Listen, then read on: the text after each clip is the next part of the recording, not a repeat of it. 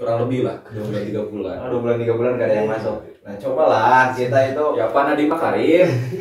mohon untuk difasilitasi kembali ya. Terima kasih.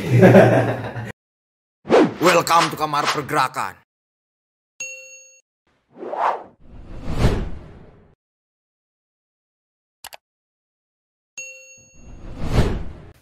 Assalamualaikum warahmatullahi wabarakatuh. Kembali lagi di channel Kamar Pergerakan bersama saya Alwi, tuan rumah Kamar Pergerakan. Kayak siapa itu? Kayak Najwa Shihab. Najwa Shihab. Ya semoga saya secara karir juga bisa seperti itu ya. Amin. Oke, itu sahabat. Jadi ini proses pembelajaran kita ya di depan media, meskipun masih banyak kelirunya ya. Ya. Tetapi namanya belajar pasti banyak kesalahan. Sepakat. Oke. Tanpa kesalahan kita tidak tahu kebenaran. Tanpa kesalahan juga kita tidak akan belajar. Ya, tanpa kesalahan kita tidak akan belajar. Kita tidak tahu jalan yang mesti ditambah. Guys, mengerikan. Ngeri. Tanpa apa lagi kamu? Tanpa aku kita akan baik-baik saja. Oke, jadi gini, mahasiswa ya. Kita terus berkelumit dengan mahasiswa perkuliahan mumet sebetulnya.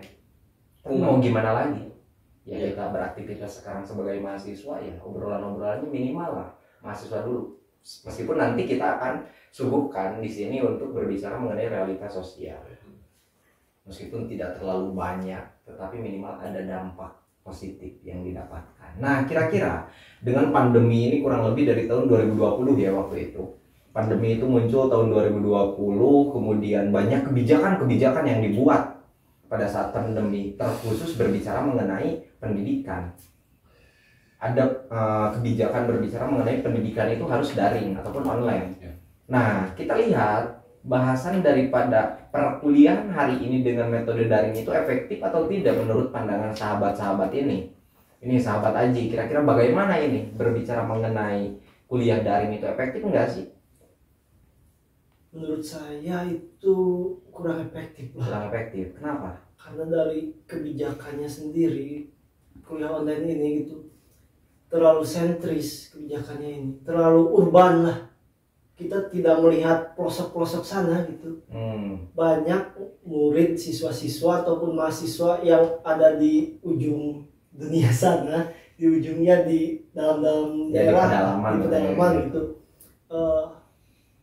Kurang akses untuk belajar mungkin daripada internet, jaringan maupun gadgetnya gitu. Kurang support ya gitu. Kurang support. Dan juga ada minusnya juga, ada plusnya juga gitu.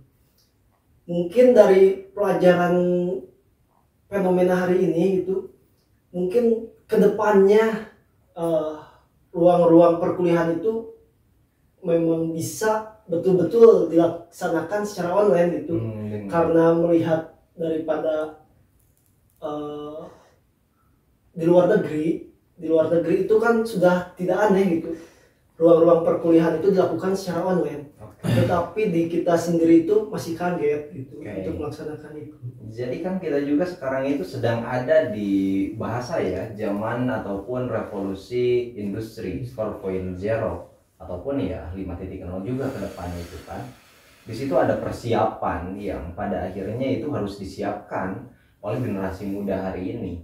Baik dari mulai siswa SD, SMP, SMA hingga perguruan tinggi itu bagaimana caranya kita itu melek ataupun mengetahui, mengerti terhadap digitalisasi itu sendiri seperti apa. Meskipun tadi dampak ataupun secara kurang efektifannya itu mungkin secara jaringan belum bisa sampai ke pelosok, kemudian ya banyaklah hal-hal ataupun fenomena-fenomena ya yang terjadi di situ, sampai ada muncul berita yang sampai naik ke atap rumah kan untuk mendapatkan sinyal yang jaringan itu. Nah, kira-kira kalau pandangan sahabat Firlana itu kayak gimana? Oke, pandangan dari saya mungkin secara pengalaman pribadi saya di kampus terkhusus tidak efektif. Karena apa? Pada hari ini saya mengalami kuliah online itu yang biasanya satu kelas itu biasanya 40 orang loh. Tapi karena online disatukan 3 kelas dalam satu ruang virtual. Jadi satu ruang virtual itu 3 kelas ya, otomatis sekitar 100 orang lebih lah. Ya secara itu kan tidak efektif gitu. Untuk menanya ke dosen, untuk menjawab pertanyaan dosen, untuk presentasi pun untuk mengembangkan diri kita secara penyampaian dan retorika jadi tidak efektif karena terjadi hal itu yang pertama. Lalu tidak efektif juga karena mungkin daripada sistem kuliah online-nya pun belum sempurna ya pada pada hari ini, baik itu di kampus saya terusus ataupun di seluruh Indonesia lah, mungkin udah tahu lah di kampus-kampus seperti apa ya, tapi yang saya rasakan seperti itu. Jadi satu kelas itu tiga kelas itu digabung jadi satu ruang virtual.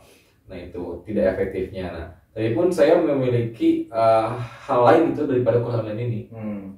Kita dengan kuliah online ini jadi banyak waktu luang untuk bisa mengembangkan diri kita kepada hal-hal yang tidak pernah kita jamah. Misalkan saya pernah berusaha untuk membuka ruang-ruang ekonomi misalkan dengan berjualan dagang dan lain-lain. Itu kan saya rasa saya tidak akan bisa melakukan ketika ada kuliah secara biasa, misalnya secara luring. Tapi karena daring, gabut, mungkin banyak inovasi-inovasi yang terpikirkan secara tiba-tiba, maka dari itu ya banyak ruang-ruang yang bisa dimanfaatkan dalam hal produktivitas sebenarnya ketika kuliah online ini. Ketika kita merasa kuliah online ini tidak efektif bagi kita, ya manfaatkan waktu-waktu ruang itu agar bisa jadi lebih efektif.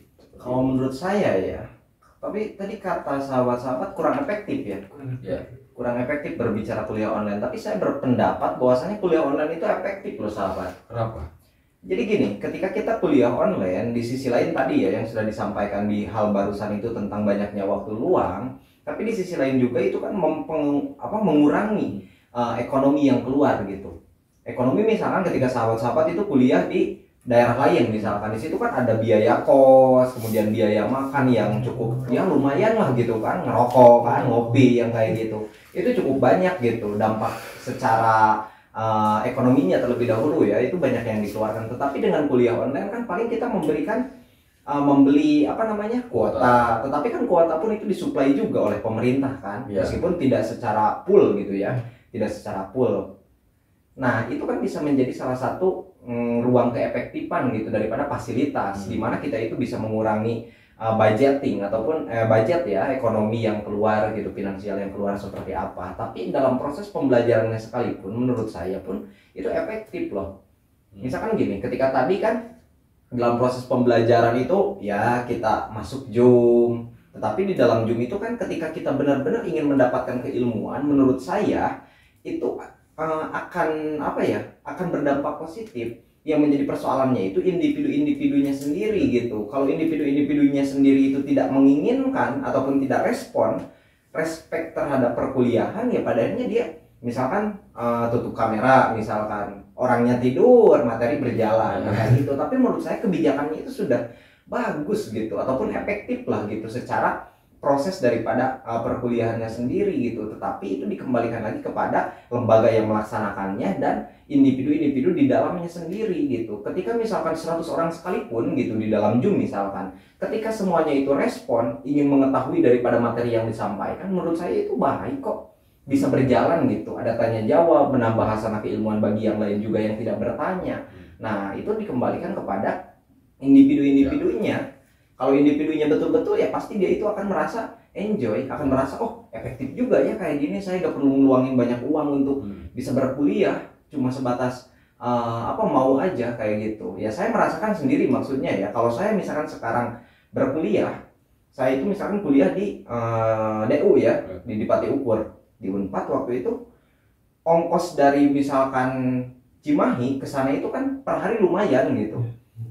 Nah, dengan adanya pandemi sekarang itu kan itu menjadi hal itu juga ya untuk pengeluaran secara hemat gitu, dan pada akhirnya ya itu efektif karena di kelas saya itu cuma 6 orang lah, sekelas itu 6 orang dan pada akhirnya semuanya itu wajib berbicara.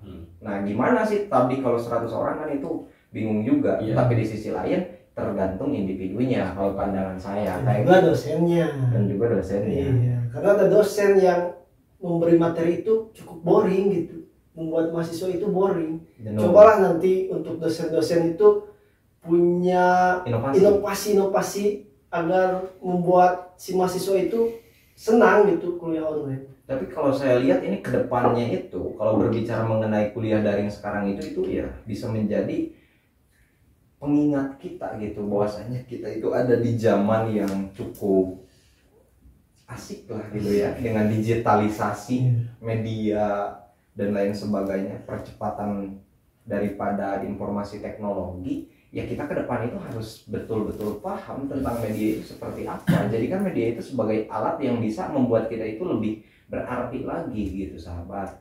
Jadi jangan sampai ya dengan kuliah online kita itu bisa menjustifikasi secara subjektif kita sendiri gitu, tetapi tidak melihat hal lain gitu kepada orang-orang yang ingin kuliah betul-betul gitu kan, seperti itu. Betul.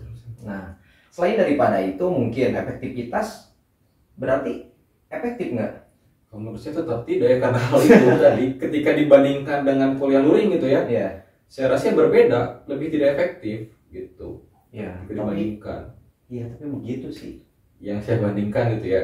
Dan ketika tadi sahabat berbicara soal lebih hemat dengan kuota dan lain-lain, ya kemarin-kemarin kita dapatlah supply subsidi kuota dari pemerintah. Tapi setelah Sekarang? 1 bulan kemarin belum ada SMS masuk lagi gitu. Oh, belum ada SMS masuk, berarti kuota sendiri. Ya, Mungkin 3 bulan. kurang lebih lah, 2 bulan 3 bulan. 2 bulan 3 bulan gak ada yang masuk. Nah, cobalah kita itu Ya Pak Nadiem Makarim, mohon untuk difasilitasi kembali ya. terima kasih.